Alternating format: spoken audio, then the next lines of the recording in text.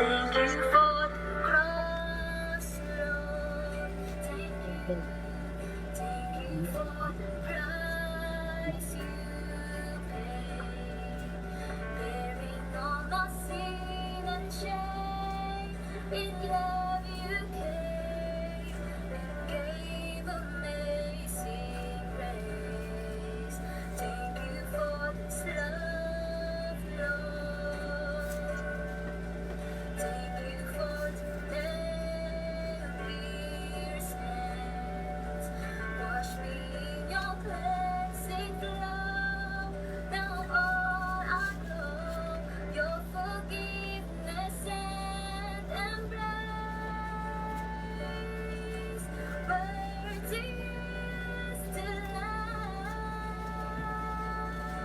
seated on the throne. We crown you now with many crowns. You reign victorious. High and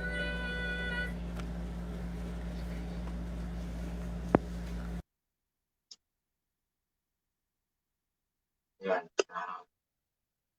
Magandang umaga po sa ating lahat at maligayang Pasko po sa ating ding lahat.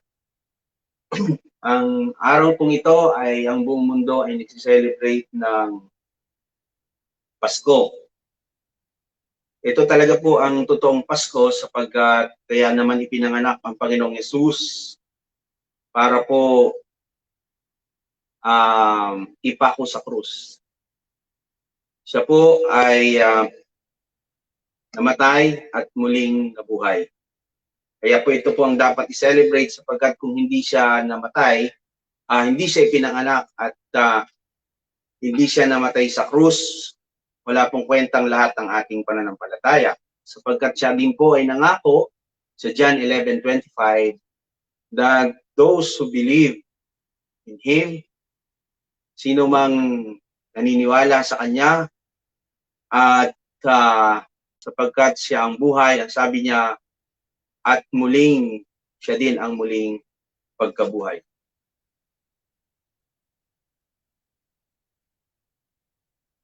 Pagpapatuloy po natin ang ating pong pag-aaral patungkol po sa problem can be a blessing. Sabi natin nung nakaraan mula sa salita ng Diyos sa 2 Corinthians chapter 12, verses 7 to 10. Ano po? Ay sabi doon, meron po siyang, sabi niya, there was given to me a thorn in the flesh. Meron pong thorn in the flesh si Paul. At ang sabi niya, 3 beses ko itong ipinanalangin alisin sa akin ng Panginoon, pero hindi niya inalis. At ang sagot lang sa akin ng Panginoon, ang sabi niya sa verse 8. Simulan natin sa verse 8. Concerning this thing, I pleaded with the Lord 3 times that it might depart from me. Ito po ay 2 Corinthians chapter 12, verse 8. And He said to me, my grace is sufficient for you, for my strength is made perfect in weakness. Sagot niya lang sa akin, sabi ni Paul, yung biyaya ko ay sapat na para sa iyong kahinaan ay naando na maipahayag ang kalakasan mo dahil sa kapangyarihan na bigay ko. Sabi niya, para saan to Lord? Ang tugon ng Panginoon sa kanya, para protection mo yan. So number 1, nasa number ano na po pala tayo? Number 3. Ano po? Na points natin. Sapagkat yung una ay yung problema ay pampayaman at pampaganda. Ano po? Ito pong pangatlo, ang problema po ay it serve us our protection. Ito po ay protection sa atin dahil ano ang sabi sa verse, himay-himayin po natin ito. Ang sabi sa verse 9, therefore, sa B, most gladly I will rather boast in my infirmities that the power of Christ may rest upon me. Sabi niya, para hindi ako magyabang, para hindi ko ipagyabang yung 2/3 ng New Testament, ako lang naman ang sumulat, at grabe yung revelation sa akin ng Panginoon. At sabi niya, at nagpakita pa sa akin ng Panginoong Yesus. Pero and yet, binigyan niya ako ng turn in the flesh upang huwag magyabang. Again, ang turn in the flesh ni Paul ay serve as a protection niya. Para ano? Para huwag magyabang. Sabi ng Lord, panangga mo yan. Loudspeaker mo yan. No? Kapag nagyayabang ka na, no, loudspeaker mo yan. Ang ating mga kahinaan, ang ating mga limitasyon, ang ating mga problema, ang mga pagsubok, ay naandyan talaga. No? Sabi niya kay Paul, di ko alisin yan. Ano ang purpose? Para protection mo yan. Ano po? Gagaya ng mga superheroes. Pansinin niyo yung mga superheroes, di ba? Lahat may kahinaan. Si Batman may kahinaan, si Superman may kahinaan, si Spider-Man may kahinaan, si Captain Marvel, si Darna. No? Lahat sila, si Batman nga nandin din ang kahinaan. Gala mo, nagpantalon, inuna yung pantalon bago nag-brief. Grabe yung kahinaan nun. Kasi, nagsasarili tayo ng lakad pagkaminsan. Ang tingin natin sa ating sarili, magaling tayo, na kayang-kaya natin ang lahat, no? Dahil sa ating sariling lakas, husay, talino at galing. Puro tayo logic, puro common sense, puro filosofiya, o kaya lagi tayong pilosopo, pinapagana natin lagi yung ating filosopo tasyo. But the Bible says that the just shall live by faith. 2 Corinthians 5:7 ang sabi, for we live by faith and not by sight. Ngayon, nakita ko, ano po, sa mundong ito, hindi lang sa Pilipinas, hindi lang sa ating bansa, kundi sa buong mundo, stop operation lahat, tigil lahat, ano po. Nung nakita ko, na-realize ko ngayon, wala talagang magagawa ang tao. Wala pala talagang magagawa kahit ano katalino, ano kayaman, ano ka pang gaano ka pa makapangyarihan, tigil ang buong mundo, almost 200 countries all over the world. Tigil, lockdown, stop. Sabi ko, ano kaya, no? Ano kayong itsura nung ganun sa big picture? Kasi sabi ng Zechariah 4:6, so he said to me, this is the word of the Lord to Zerubbabel, not by might, not by power, but my spirit, says the Lord Almighty. Kaya huwag tayong magtatampo sa Diyos at huwag tayong magagalit sa Diyos kapag dumadaan tayo sa ganitong pagsubok. No, huwag natin siyang sisisihin. You know what? Kasi yan po ay ating protection. Protection natin yan. Because at the end of the day, kung magtatampo ka, sisisihin mo ang Diyos, siya na nga lang yung kakampi mo. Why? Hindi siya namamatay. No? Yung katabi mo, whether you like it or not, iiwan ka niya. Maging ang presidente ng Italy, umiyak na nga Maging ang ating presidente, nung nakaraang speech niya, nakaraang linggo, anong sabi niya? Only God can solve this problem for us. Sabi niya gano'n. Hindi kayang isolve ng kahit sino to. So, ang inaano niya sa atin na we have to pray, no? Pag manalangin daw po tayo. Yung isang testimony ng doktor na pinanood ko, tinamaan siya ng COVID. Anong sabi niya? It was a humbling experience to me. Sabi niya, ni yung pagpupo ko, yung pagdumi ko, hindi ko kayang mahugasan ng sarili ko. So, isa pong talagang ito yung drastic move na ito po, ng mga tao sa paligid natin ay pinapakilala ng Panginoon na siya ay makapangyarihan sa lahat. Yung mga anak ng Diyos parang parang earthworm yan No, ano ang pagkakaiba ng earthworm sa ng ahas? Yung ahas po, pagka tinapakan mo, agating ka. Pero yung earthworm o yung bulate, po, na ating pinapampain, o pinapain natin, nagiging bait natin pag naghuli tayo ng isda. No? Kapag ito'y naputol, napansin ko, pag ito'y tinamaan ng pala, naputol siya, bigla siya nagre-rejoice. Bigla siyang tumatalon-talon. No? Yun, ganun ang mga anak ng Diyos. Kapag dumadaan sa matinding problema, dumadaan sa matinding pagsubok, dumadaan sa matinding mga crisis ng buhay, nagre-rejoice po tayo. Bakit?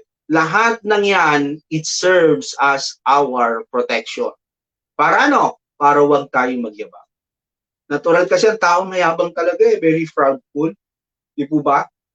Bihira ang tao ngayon, ko lang pero halos lahat ganun talaga yung kahinaan Ano po? Kaya nga ito si Paul ay binigyan ng turn in the flesh. Para ano? It serves as our or his protection. Kaya ngayong umagang ito, ano po, kung meron tayong pinagdadaanan, no, ano natin, i-twist natin, i-shift natin yung ating pag-iisip na this is a thorn in the flesh that serve me as my protection. Amen?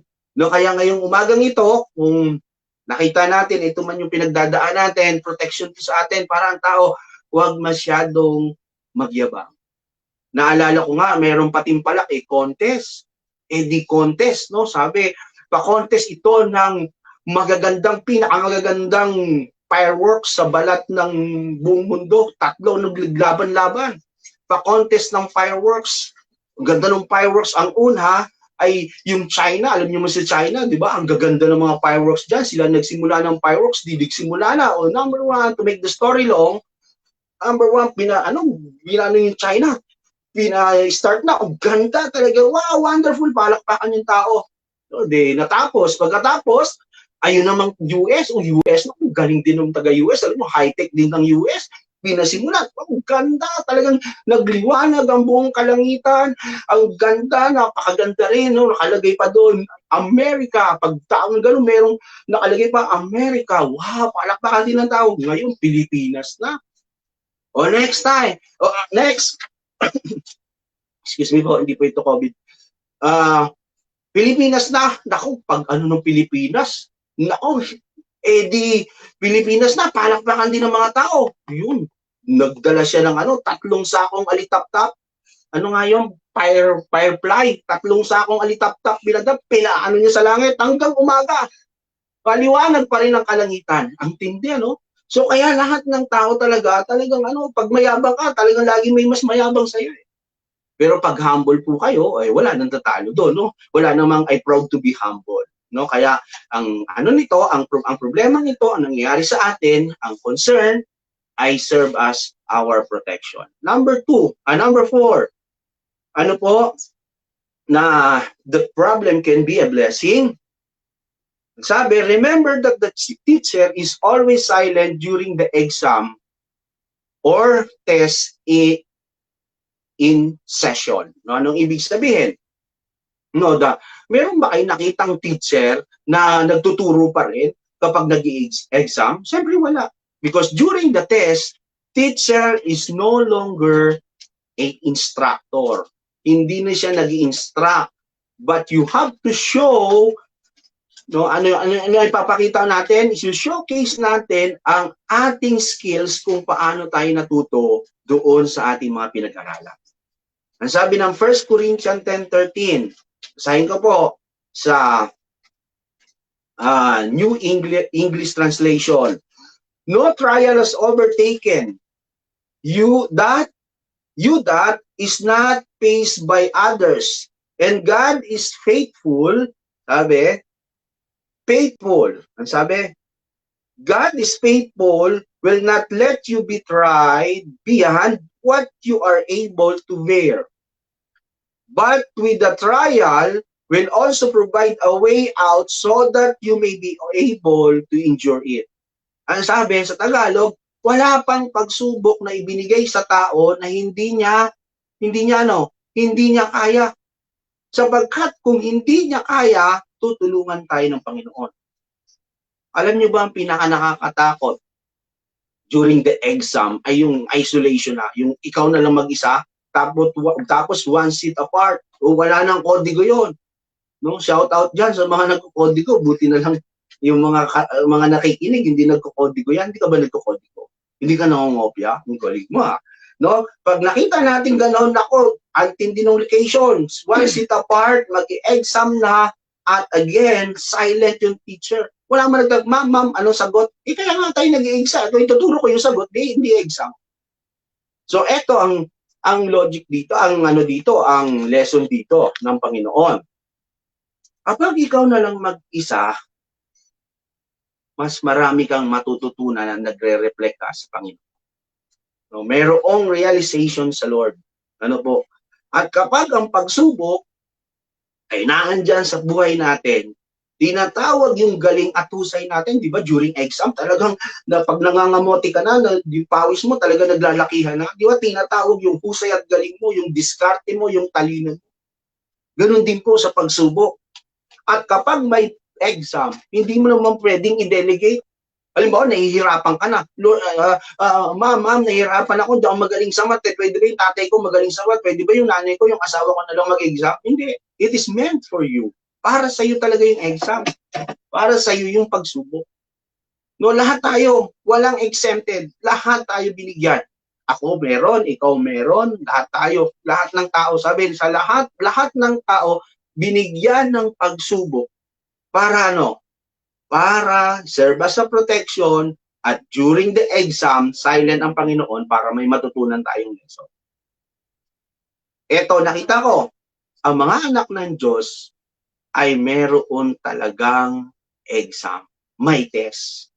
And life is the most difficult exam. Ang buhay ang pinakamahirap na exam sa lahat. Ay mga anak ng Diyos, ang pagiging Kristiyano, ang wise na Christian, hindi lang inaaral, no? Hindi lang pinag-aaralan natin yung salita ng Diyos, ipinamumuhay. No, kaya kasi yun na yung training natin o yung OGT natin Pag naipamuhay na natin ang salita ng Diyos. Pag natuto na tayo, I'm sure, lift na ang lockdown, wala nang quarantine. Bakit? Natuto na tayo. Yun lang alam ko dyan. At alam mo ba, kapag ang Diyos ay nagbigay ng pagsubok, sukat niya. Sabihin mo sa katabi mo, sinukat niya yan. Tansyado niya yan. Alam niya ang kaya mo. Sabihin mo sa katabi mo, kaya mo yan. Dahil sabi natin nakaraan, maganda ka. Kaya pag maganda ka, kaya mo yan. Kaya hindi pwedeng sabihin ni Numan, hindi niya kaya. Bakit?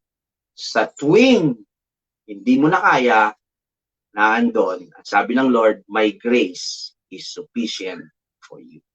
So that your weakness ay magiging mong strength dahil sa aking kapangyarihan. Upang Anong dahilan? Upang matanyag, mahayag, makita ng buong mundo na ang Panginoon ang may hawak ng lahat. Siya ang nagko-control ng lahat, that we can do nothing apart from Him. Isaiah chapter 40, verse 31, anong sabi? But they that wait upon the Lord shall renew their strength. They shall mount up the wings as eagles. They shall run and not be weary, and they shall walk and not be faint. Have you ever seen a bands of eagle that flying together? Have you ever seen that eagle or an eagle or yung maraming eagle that flock together? Meron ba kayo nakitang eagle na napakaraming eagle tapos sabay-sabay tayong lumipad? Wala. Wala tayong eagle na nakitang sabay-sabay na lumipad. Anong nakita natin dito? Ngayon, umaya ka lang, pipit ka lang, pero ang Panginoon ay hinilang tulad tayo sa eagle. No? Sabihin mo nga sa katabi mo, agila ka, hindi ka pipit. No? Kaya, anong implication nito sa atin? Ano ang significant nito sa buhay natin? Sa tuwing may pagsubok, doon ay doon makikita ang ating devotion, dedication, and commitment sa Panginoon. Lalo't mag-isa ka na lang. Pag wala na ang crowd, wala ka ng kasama, walang dabar cards, walang tropa pips, walang mga kaibig-kaibigan. No, nagtataka nga ako minsan pagka sa church, di ba, pagkasama-sama, marami, okay Pero pag nag-iisa lang siya, nahihirapan na siyang maglingkod sa Panginoon. Pero ikaw ay eagle. Ako? Eagle ka, hindi ka pipit, hindi ka maya. Kahit ikaw lang mag-isa, kaya mong tumuloy paglilingkod sa Panginoon. Ay sabi nga sa katabi mo, ngayong umagang ito, hindi ka pipit, ikaw ay agila. Alam niyo naman, di ba? Pagka marami kang pera, kilala ka, marami kang kasama. Pero subukan mo na ikaw may problema, sabi ng Proverbs chapter 14, kung di ako nagkakamali, verse 10. Anong sabi? Pag masaya ka, maraming makikitawa sa iyo. Pag mayroong malungkot ka na, mag-isa ka. Ano po? Sa Matthew 21 verse 9, alam niyo ba that the same crowd ang nagsabing Hosanna in the highest?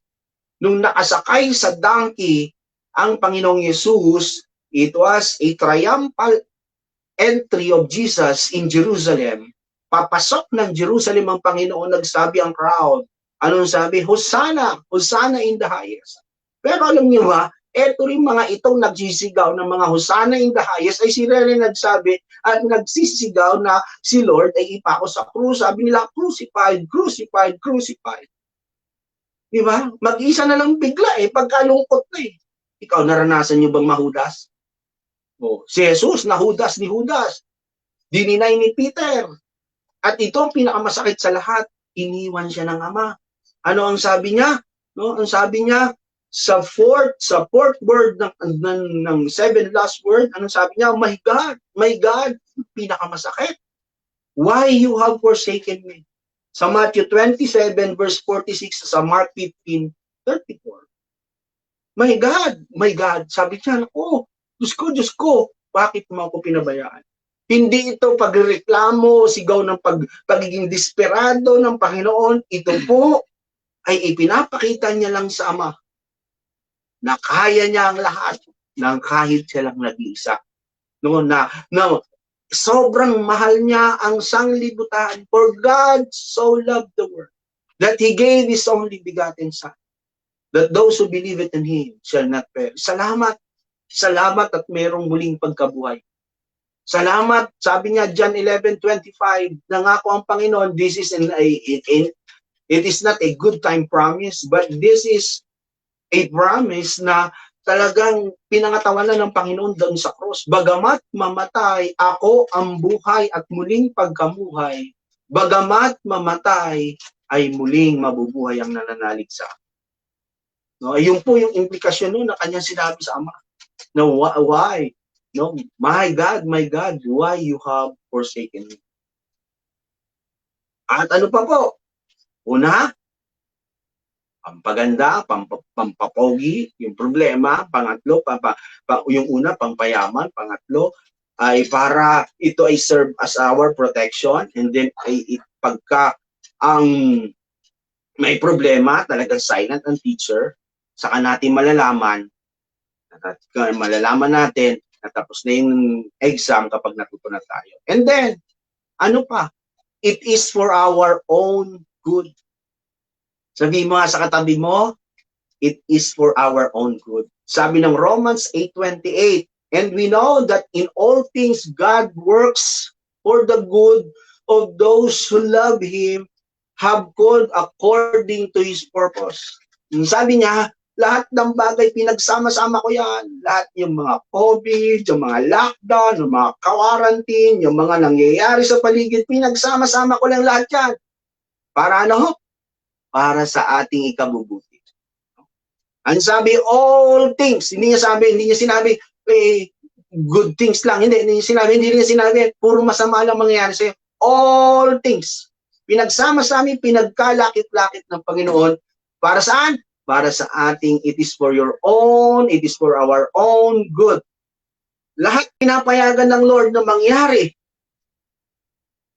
Ang mga nangyayari sa paligid natin para sa ating ikabubuti. Bakit? Mahal tayo ng Panginoon. Kaya pakisabi sa katabi mo, kung dumadaan siya sa matinding pagsubok ngayon, mabuti nga sa iyo. Ayan, ulit. Sabihin mo sa katabi mo, buti nga sa iyo. Yan. God allows these things to happen so that we can encounter Him. O, di ba? Kaya ngayon nangyari ito, o mas lalo tayong tumutok sa live stream, mas lalo tayong tumutok sa Bible, sa pag-aaral, na nagkaroon tayo ng isolation between the Lord and you. Di ba? Meron tayo ngayong pagliniig. Dati, busy tayo ngayon, meron tayong panahon para sa Diyos. Ano pa? And bring out the best in us. No? Kapag tayo po ay dumadaan sa pagsubok, lumalabas yung pagiging mabuting tao natin, di ba? Pero talaga mga tao pagkasama natin, di ba? Lumalabas yung pagiging mabuting tao natin. Meron din mga tao pagkasama natin nagiging halimaw lalo tayo. Lalo tayo nagiging monster. Ano po? Kaya napakahalaga na makita natin lumabas yung pagiging mabuting tao ng mga Pilipino. Ngayon po ay nakita nyo yung mga tao, yung mga tao, napansin nyo, no, maraming nagbibigay ng tulong, nagkakaisa, nagmamahalan, meron lang iba mga politiko, nagtitirahan. Pero konti lang yun. Pero karamihan halos ng mga Filipino people, nagmamalasakitan sa bawat isa. O, di ba? Yung blessing pa rin. Then it brings us the best in us. Parang oven lang yan eh. Pag oven toaster, it is the same heat that melt the wax and harden the soil or the clay. Di ba? Pag nagpasok ka sa oven ng isang wax o ng isang kandila, matutunaw. Pero pag nagpasok ka ng soil o ng clay o ng lupa, ano nangyayari? Tumitigas. Alin ka doon? Hindi natin pwedeng piliin ang tatama sa atin. Lord, wag COVID ha. Hindi natin alam yun eh. Hindi natin alam. Lord, wag ganito ha. Hindi natin alam. Hindi natin pwedeng piliin ang tatamang pagsubok sa atin. Hindi rin natin pwedeng piliin kung saan tayo tatamaan, kung sa mukha, kung sa likod, kung sa paa. Ito po, ang mahalaga ay yung ating reaction. Remember that 90% is our reaction and only 10% ang situation ang nangyayari sa buhay natin. Ano yung mahalaga? Yung ating attitude sa pagharap sa problema. All people are suffered today. Lahat naman eh. Walang excuse, walang exempted. Mayaman, mahirap, wala, bata, matanda. Lahat naman dumaranas na ganitong pagsubok. No po? Yung ang ibang mga first world country na yun tinamaan pa rin. Yung mga France, Germany, America, first world na yun. Ay how much more yung mga third world? Buti na nga lang tayo, second world tayo. Di po ba? Second world na ba tayo? Umano na tayo. Meron ba second world? No? Kaya ngayong umagang ito, everyone suffered. Even good people. May nagtanong kasi, Pastor, why this is happen to the good people? Bad things happen to the good people. Ba't ito nangyayari ito sa atin? Mabuti naman tayo. Ang answer ko dyan, alam nyo kung ano? No one is really good. Wala naman talaga mabuti. Patunayan ko Romans 3:23. Sabi, for all have sinned and fall short of the glory of God. Lahat di nakaabot sa pamantayan ng Diyos. Romans 3:10, ano sabi? There is no one righteous. Ano sabi? There is no one righteous, not even one. Walang matuwid. Wala. Puro kulot.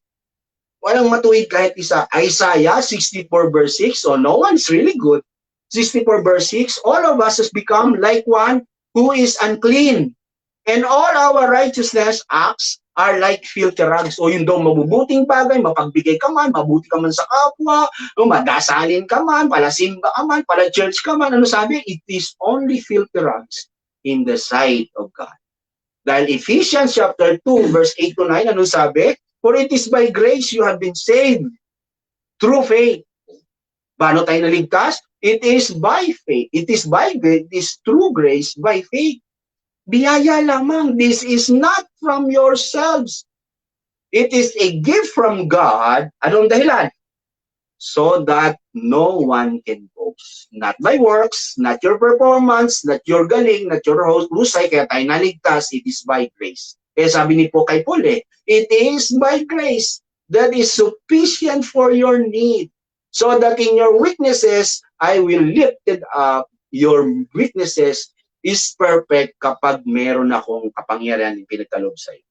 Kaya only by grace, only the mercy of God, kaya tayo nakapagpatuloy sa paglilingkod sa Panginoon.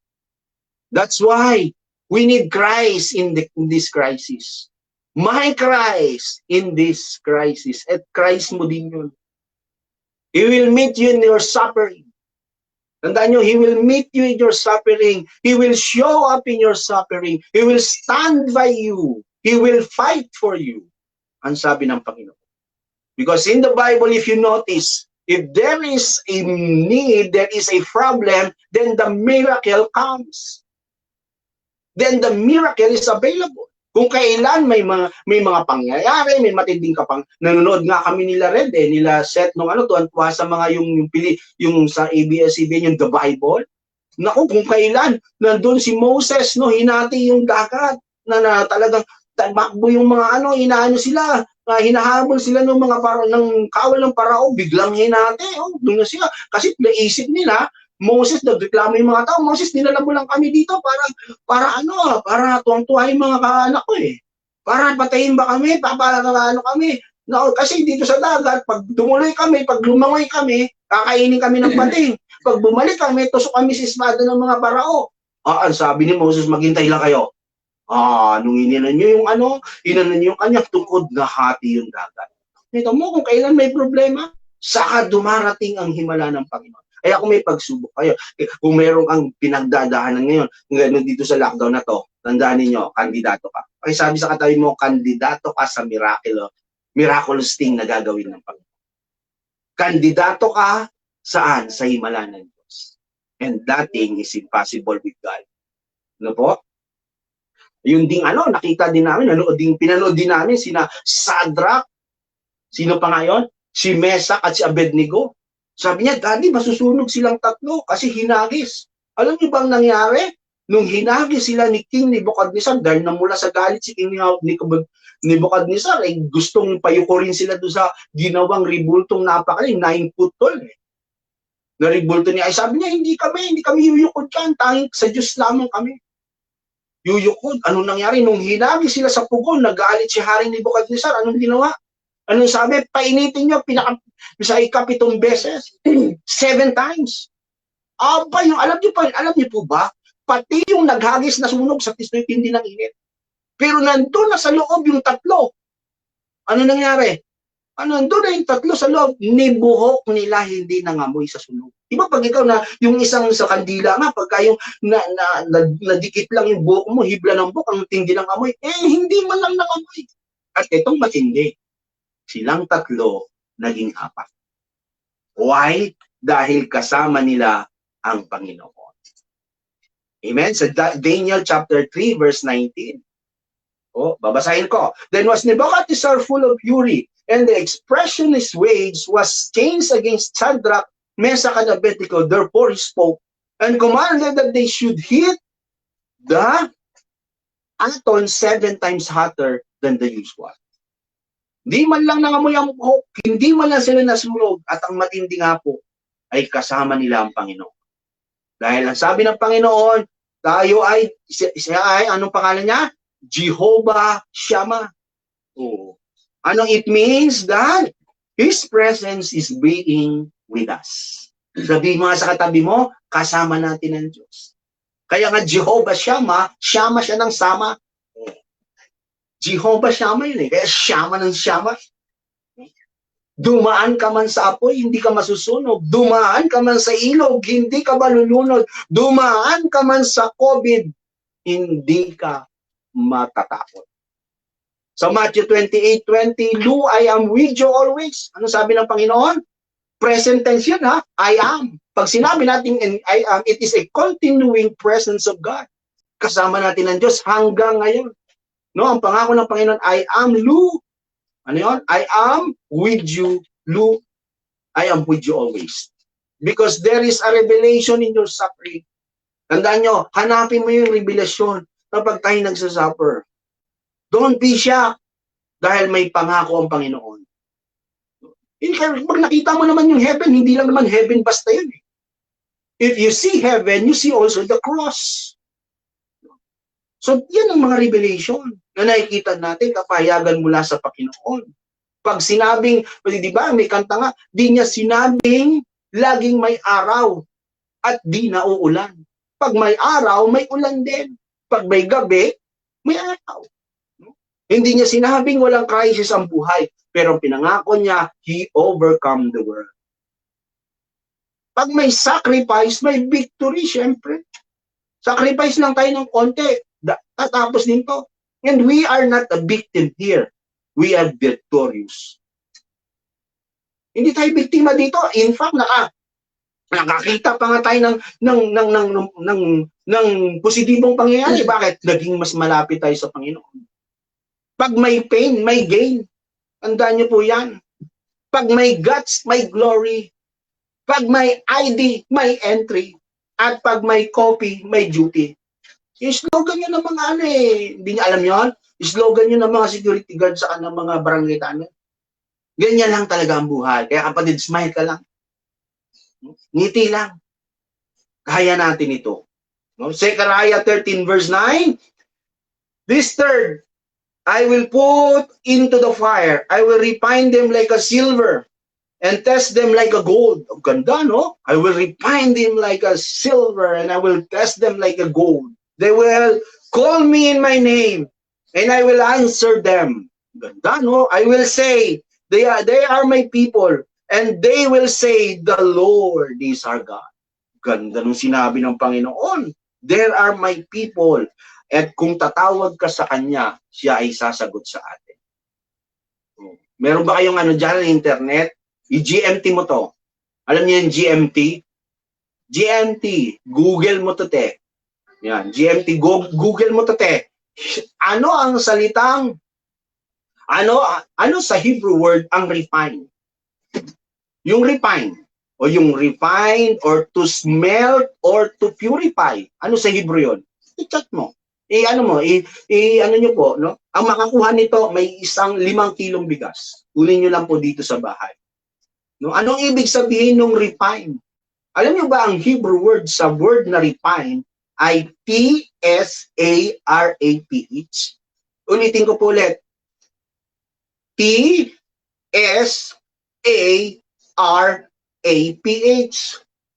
No po?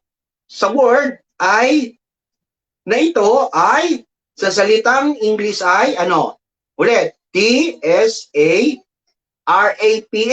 Ano din yung salitang refine? Charap. No. Kaya kung ikaw ay dumadaan sa, sa test, sa pag-refine ng Panginoon sa buhay mo, sa pag-aayos ng Diyos, charap yun. Kaya nga, charap-charap ang buhay pag dumarating ka sa ganyang pagsubok. Yatayin nga natin yung kanta nino ngayon. Nino ngayon, Kuya Red, Kuya Seth, charap-charap, charap-charap, charap-charap, charap-charap, di ba? O di ba? Because He is God in my suffering. He is God in your suffering. Ang sabi niya ni Paul, 3 beses kong hiniling. Tanggalin ang thorn in the flesh. Hindi niya ginawa because my grace, sabi ng Panginoon, is sufficient for you.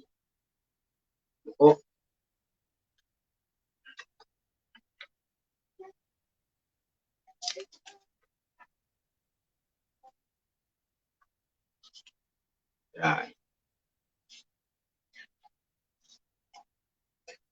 Wait lang po.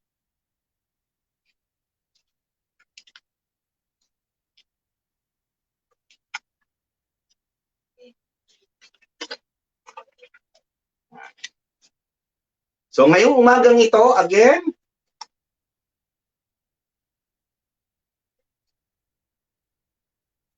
ano yung una? Pampaganda, payaman ng problema. Pangatlo, protection. Pang-apat, pag may exam, matututo tayo dahil silent ang teacher. At pang-5, it is for your own good. Pagpapatuloy po natin ito, next week, yung ating pong kasi meron ditong, may lesson ako dito tungkol sa muling pagkabuhay ng Panginoon. Medyo hindi lang So, ngayong umagang ito, pwede ba? Itong ating napag-aralan ngayon ay serve as a lesson for us. It serve as a protection, ano man nangyayari. Kaya umagang ito, again, maligayang Pasko ng pagkabuhay sa ating lahat. At nawa po, ay makita natin na ang Panginoon ay kasama natin during our suffering, during our limitation, during our test, during our pagsubok, during our loneliness time.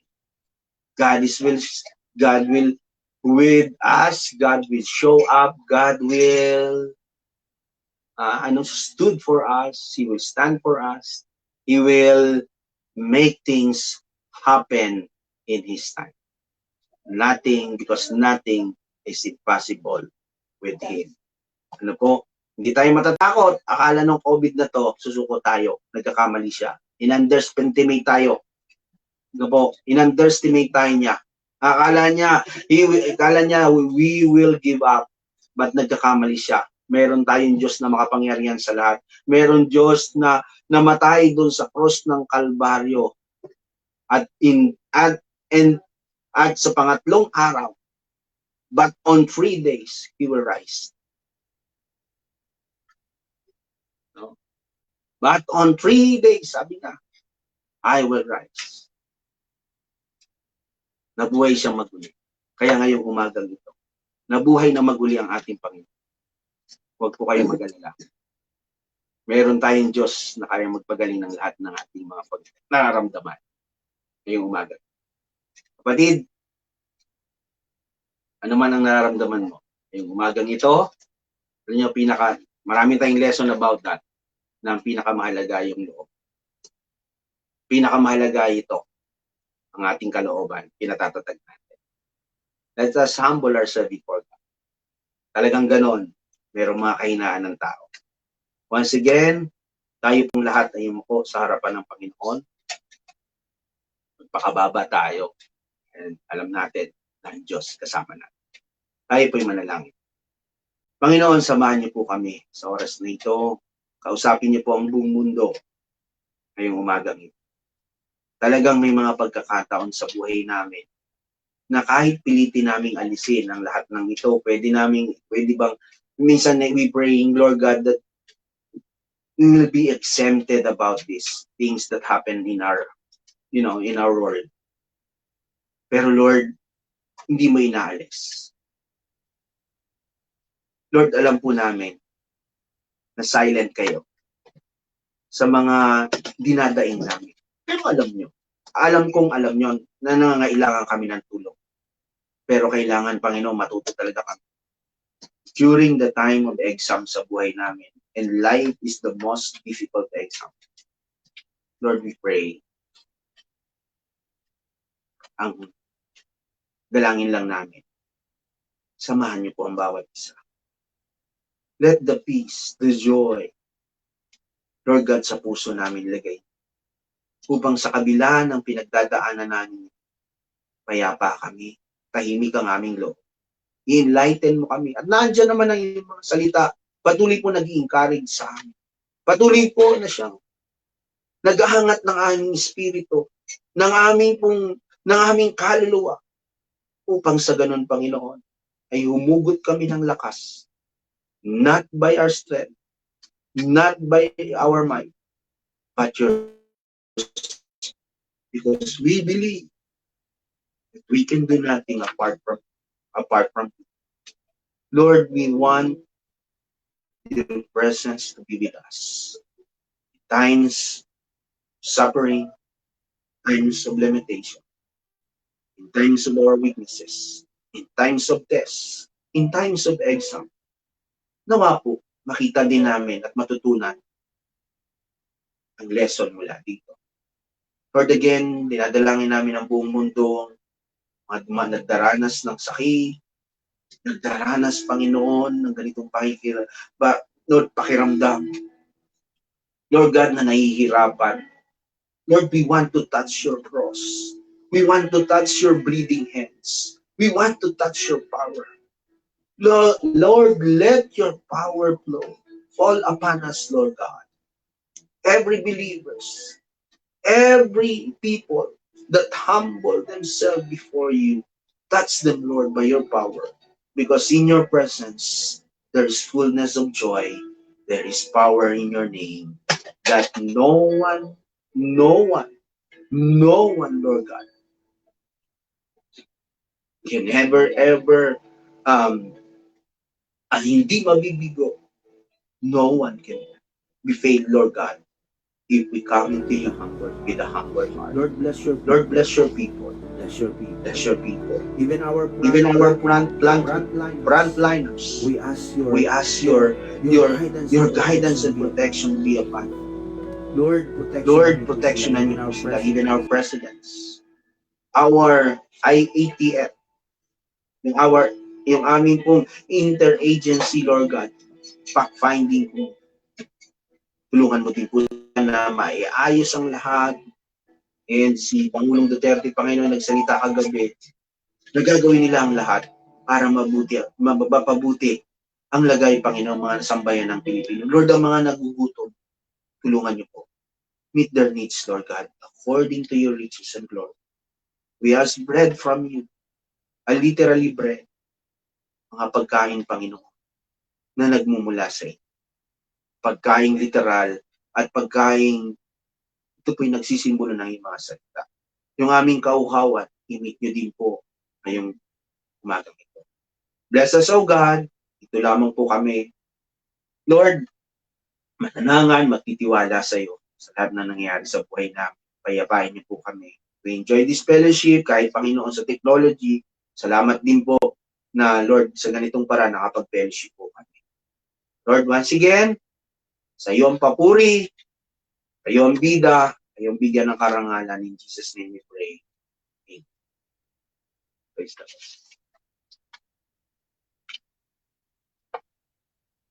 Yan. Ba, marami. Magandang umaga po sa ating lahat. Batiin po natin ang Banghaon family. Yan. Kumusta na po kayo? Tatay Jimmy, Mother Amor, kumusta nawa po? Nasa mabuti kayong kalagayan. Next po ay si Doña Nora Liwanag sa Mindoro. Kumusta po, Ninang? Nawa po ay nasa mabuti kayong mga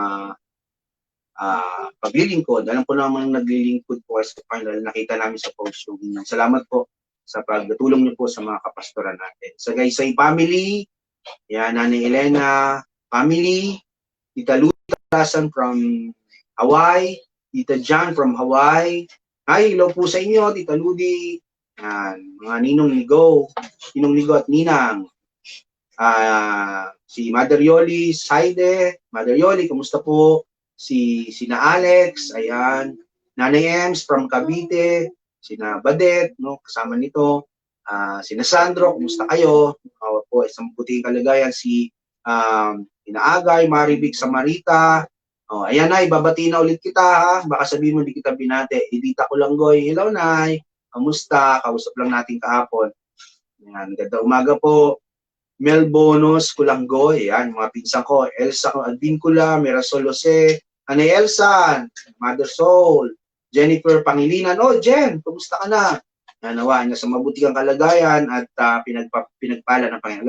Alonsaga family, yan, si Jennifer from Pampanga, si Eugene, Pastor Eugene from Singapore, Christine Rosanabe, yan, si Tin, Faith Gatarino, Inanak, Faith Gatarin, kumusta? Marites Pacanya, from saan ito? Qatar. Carmela Marilao from USA. Wow, si Manny Carms. Si Bane from Budburan. Si Bane sa Kitty Homes. Ha? Kitty Homes. Kitty Homes. Ayan, Ninang Wati from saan ito si Ninang Wati? California, USA. Peaches Orania. Joseph Alcaraz. Wow, Jo. Mga relief goods natin dyan. Tira mo lang ako. Marga Ilagan. Miriam Kulanggoy. Matawa si Red eh. Solo mo eh. Ilason Bantang. Oy, Pastor, kamusta ka na? Austria. Oy, to. Kamusta to?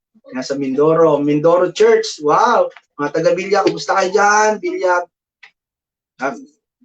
Bilya, bukod pa yon, may NCC family pa tayo sa Mindoro. Hi, Pastor Charlie, Pastor Morante, kasama si Tin, saka si Pastor Lope na jowa ni Mother Yoli.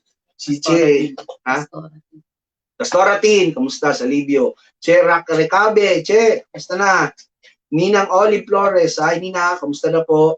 Dr. Alvin Cruz. Wow, si Dr. Nagpaano ko diyan, nagpa-bunot. Jasper, Jas, kumusta na? Yan, Shirley, Mama, kumusta na kay Johnny Go? Si Titing B. Morales, Brother Titing, kumusta na? Yan. Binila kami cellphone niyan, Brother Titing.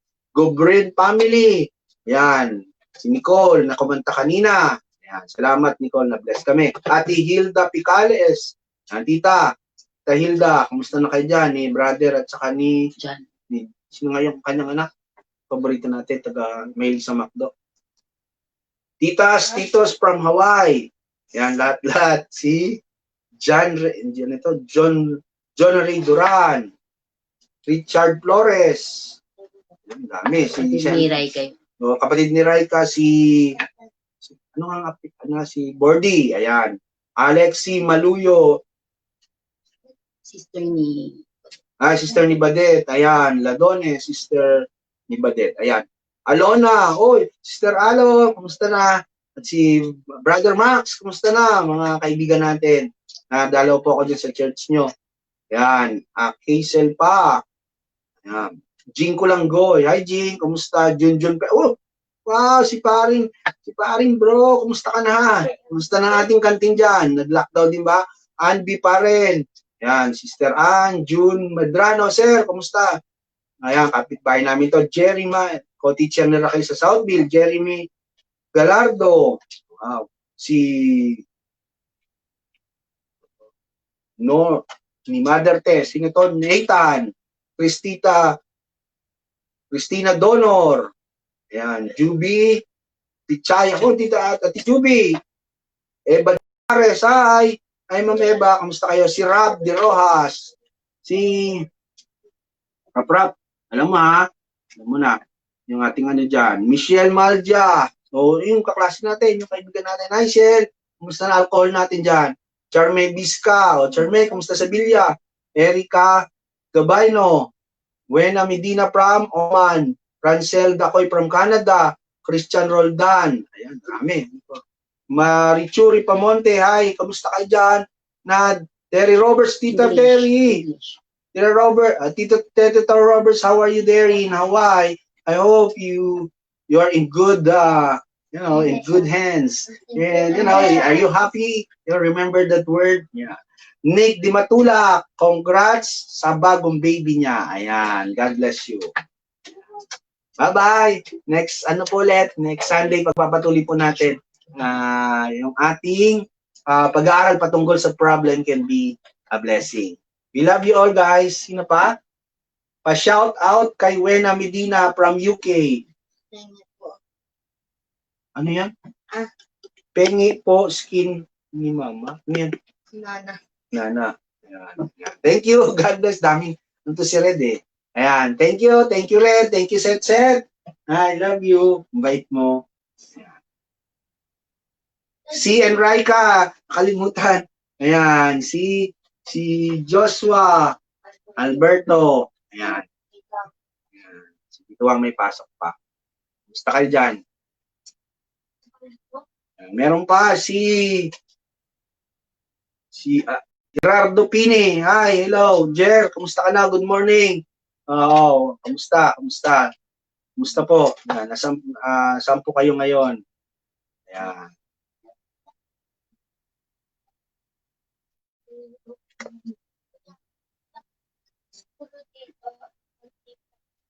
Highest number of viewers. Ayan. Thank you. God bless. God bless you guys. Next po ulit. Magpalain po tayo ng Panginoon. God bless you.